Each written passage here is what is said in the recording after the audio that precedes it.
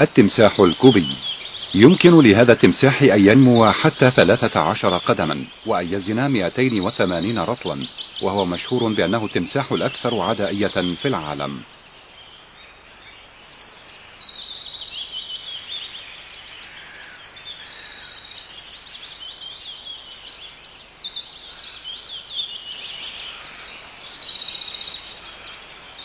من حين لآخر على حيوانات الهوتية أن تخاطر وتخرج بحثا عن غذاء أفضل.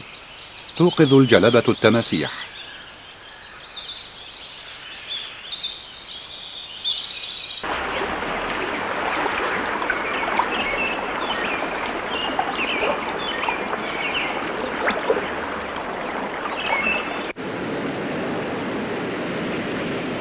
والآن باتت المسألة مسألة وقت، فهل ستصل الهوتية إلى اليابسة قبل أن تصل إليها التماسيح؟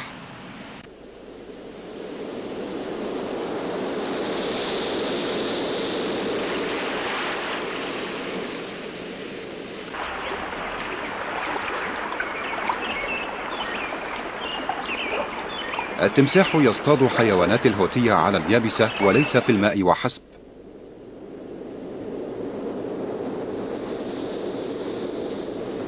قد تبدو الهوتية بأمان فيما تأكل الأشجار، ولكن المظاهر تكون خادعة في أغلب الأحيان. تتمتع التماسيح بحاسة شم ممتازة، وهي تلتقط رائحة الهوتية التي يحملها الهواء الاستوائي.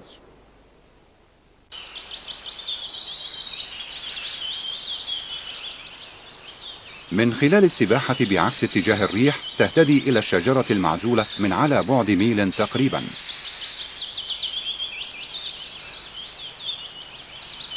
الهوتية في مكان يعلو 6 أقدام على الشجرة، ولكن هذا التمساح يملك طريقة للوصول إلى هدفه.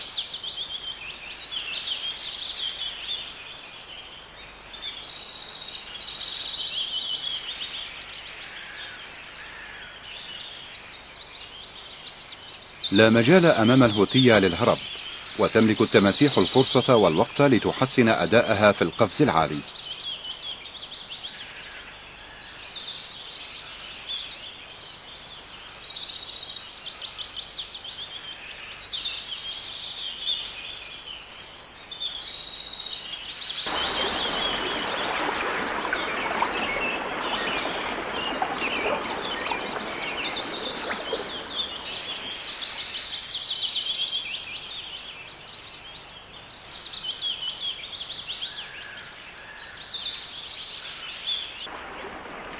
يعتقد بعض العلماء أن التماسيح القافزة تواجدت في كوبا في المستنقعات التي كانت تغطي مناطق شاسعة خلال العصر الجليدي، ولكن المستنقعات لم تكن دائما بهذا الحجم الكبير، فمع تغير مستوى البحر تحول بعض الأهوار إلى غابات.